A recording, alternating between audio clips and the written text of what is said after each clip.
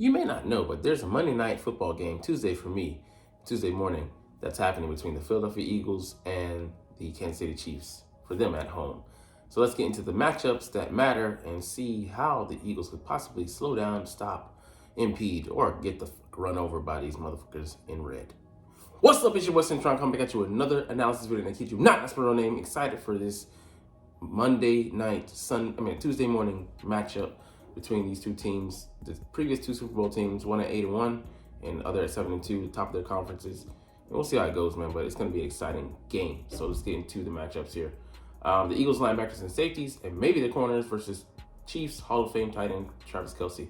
So you can see this season we haven't been doing well against the tight ends. We've been getting cooked. I think it's like a 98 passer rating when or 99 when quarterbacks are targeting their tight ends, which is just freaking horrible. You can see here 5 catches for 56 yards, a TD, 7 catches for 66 yards and a TD, 6 catches for 44 yards and a TD, and 7 catches for 91 yards and a TD. Jake Ferguson cooked us. And these aren't top echelon tight ends. Hunter Henry, he's middling. Logan Thomas, middling. Jake Ferguson, he's maybe coming on, but he ain't that strong of a tight end. He's like 17th or 16th in fantasy points right now. These aren't top of the line guys, and we're getting freaking cooked, man. And Travis Kelce is the best of our generation. You know, still one of the better, the best tight ends, if not, no, the best tight end in the game right now at 34 years old. And how are we going to defend him? Linebacker is going to be too much. Safeties, I think we can handle him in spots. Kevin Byard might be up to the task, as well as Justin Evans if he plays, because we'll see. Our linebackers are not suited for pass coverage. Zach Cunningham has the length, but that boy can't keep up. He could be in the area, he's going to get done up. And in corners, you could put Bradbury on it, which would be a decent matchup, but we didn't have to trust Josh Jobe on the outside, or probably Eli Ricks, who's going to be slotted in there over Josh Jobe at this point. But do you really feel confident in that matchup? He's been okay in the slot. We don't need you to be okay. We need you to be stellar to defend this Hall of Fame guy. So I don't think we have an answer for him. I think we slow him down, put hands on him, have 2 sets of eyes on him, bracket coverage, triangle or box, to the side of formation, to that side of the formation, especially when they use those bunches. But we'll see how we choose to deal with him, because Sean Desai, he's been known to make some good halftime adjustments, but hopefully we can stymie him out the gate, and it'll be a CD type day. He'll get his catches, he'll get his touches, but he's the only guy that really scares you, so to speak, even at this stage of his career, because the other Kansas City pass catchers, wide receivers, aren't doing much. That still being said, they can cook our DBs because we are bend but don't break. We aren't playing that well as a cohesive unit. All right, who cares about Swift? Only Swift that matters is ours. The Chiefs rushing attack versus the Eagles run defense. I don't think there's going to be much doing. They do have the tools in the game to run the football. That being said, we just have been stout, allowing 66 yards of top run defense in the league, and we make teams one-dimensional. It means they have to pass. That's the route they maybe want to go anyways, but it certainly helps that, the Chiefs bludgeoning us over our 2 last matchups, 250 in 2021, and then last year in the Super Bowl 2022, they rushed for about $150, so almost 400 yards, almost averaging 200 yards a game. We gotta cut that out, and hopefully, Isaiah Pacheco, he's a talented guy, 7th rounder out of Rutgers, Scarlet Knights, sorry, but he's not top end of the line. He's not uber talented. And we've been doing well. Jordan Davis is key to that. Jalen Carter also.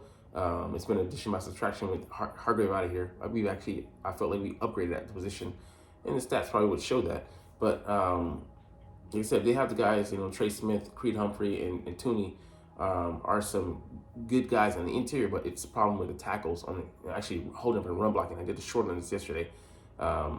And them not being able to play up to their usual standards. They swapped out both bookend tackles, and it's a risky strategy, and it's not paying off quite like they thought it would, with Orlando Brown and Andrew Wiley going out. And I think some of that's comparable talent, but Orlando Brown, I think, is the big missing piece for them, big body. But both those guys are big bodies that they brought in, and Jawan Taylor and Donovan Smith, but I think Donovan's not at that point in his career where he can be a game changer. More on the back, he's on the back end of his career, and Juwan is kind of a little overvalued. So, but I think we won't experience anything, like this, 158, 6.1. They might pop off a few runs. Pacheco runs hard, his running style is hard charging, and he gets all the yards that are there, but I don't think they're going to be able to move much against this team. So hopefully we can let that play into our hands, them being one dimensional, we know what's coming. Where might the Eagles go feasting? Like I said, those three in the interior are pretty solid, but I'm interested to see, this is our second offensive line that we're going up against that's pretty stout. Dallas interior was pretty good. But Thuney, Creed Humphrey, who was an All-Pro last year, and Trey Smith, I think he was a Pro Bowler. If not, all three of them were Pro Bowlers. But it's going to be a good matchup against Jalen Carter, Milton Williams, Fletcher Cox, and Jordan Davis. They all, have injuries that they're dealing with, but hopefully they're better after, sitting out for almost 2 weeks with the bye week last week. So Jawaan Taylor and Donovan Smith is where I would go. We attacked the right tackle, turnstile, last week. So we'll see if we're able to get to those guys, get past them.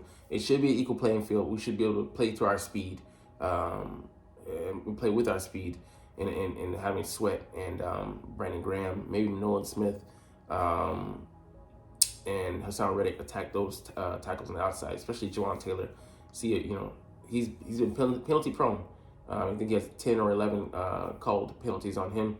Donovan Smith, he hasn't held up that well as well. So I think that'll be where we look to attack, and we could even swap ends and have them go out. And Milton Williams and other guys can, they have inside-outside versatility.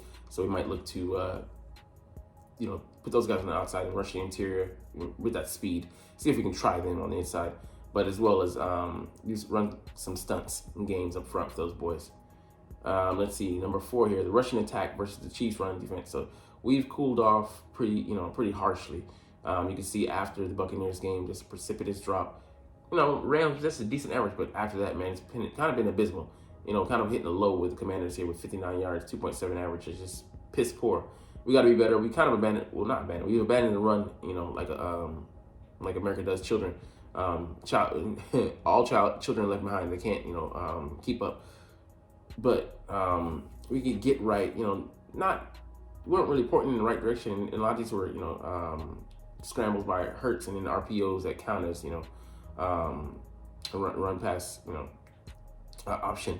But that being said, as well as Jalen, like I said, Jalen scrambling. The commitment to it, 33 is a good number, and I want to see us try and apply that ground game because it could be wet. I think it's scheduled to rain in the evening, so we'll see how that goes. But a game that is tailor made for us to run the football. Don't know how much we commit to it, and I don't know if they're the Chiefs has a pretty good run defense. They're allowing 112 rushing yards, so the middle of the pack. We should be able to run on them, but the key for us is having Jalen back. I think he's he may not be 100%, but he's much better. Has the brace off now, and we'll see if they call some running concepts. Quarterback counter, quarterback bash, quarterback tray counter. We'll see, but that could really put some stress on his Chiefs defense. We're dealing without their star linebacker in the middle, Nick Bolton. Replacement's been decent, but he's not him. He's not a fast-flowing, speedy attacking guy like him. But there are runs to be had, and we'll see. Cam Jurgens coming back as well. Give a boost to this running game, and they're just running different concepts. I know they take a good hard look at what we do, what we're not doing, and what we can implement, as well as adding new plays during the bye week. So we'll see what additions and what renovations have been made to this offense. All right, the last thing we'll get to here, the Eagles outside receivers versus Jalen Watson. So he's a liability. 16 completions on 25 targets, 168 yards, 5 TDs allowed, 0 interceptions. And yeah, he had a pick 6 last year in the playoffs, and he's much ballyhooed by what he's been able to do last year, against other teams in the AFC. But this year he's been getting victimized. You're a victim. As Super Hot Fire would say. But Trent McDuffie's playing at a Pro Bowl level. L'Jarius Sneed's playing well. But in the nickel, they move McDuffie inside, which means Jalen will be on the outside. So we will retarget him, move Smitty on him, move AJ on him, and try and find him. All right, where's he at on matchups, and go after him. Dallas Goedert's out. That hurts us because we would be able to attack their vulnerable linebackers.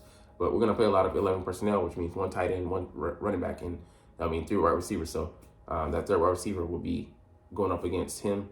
And it could be anybody because AJ can play in the slot, Devontae can as well. And we have other guys as well as backs we could target that area of the field of, if they're playing in zone.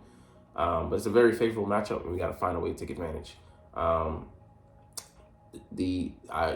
have no news to report for you on the injury report because it's the same as yesterday. Only thing here I would say, we don't know if he's going to play because he's limited coming off the practice IR. His practice window is open. He's practicing at a limited clip, but limited rate. But we'll see if he's able to play because that could provide us some depth, and he could be maybe a piece to move around, especially in a slot. He's played there previously in his previous season, so maybe he can be a guy that could be answered there for us. But it's full practice for everybody on the list, both for the Chiefs and for the Eagles, other than Justin Evans. So we'll see how it goes, but we'll get into another video tomorrow and look at some take a close-up snapshot of some other analysis. But anyways, we're gonna get up out of here because you're not even watching though. Shorter video for me, but it doesn't matter. You don't care because it's all good because I love talking about the Eagles and I love making these videos. So we're gonna get up out of here and try to just, but like I always say, it's fly Eagles fly and let's motherfucking go. Like, comment, share, and subscribe Thanks for watching. Check me out at Centron Anime, Centron Life, or Centron Laughs, or other social media.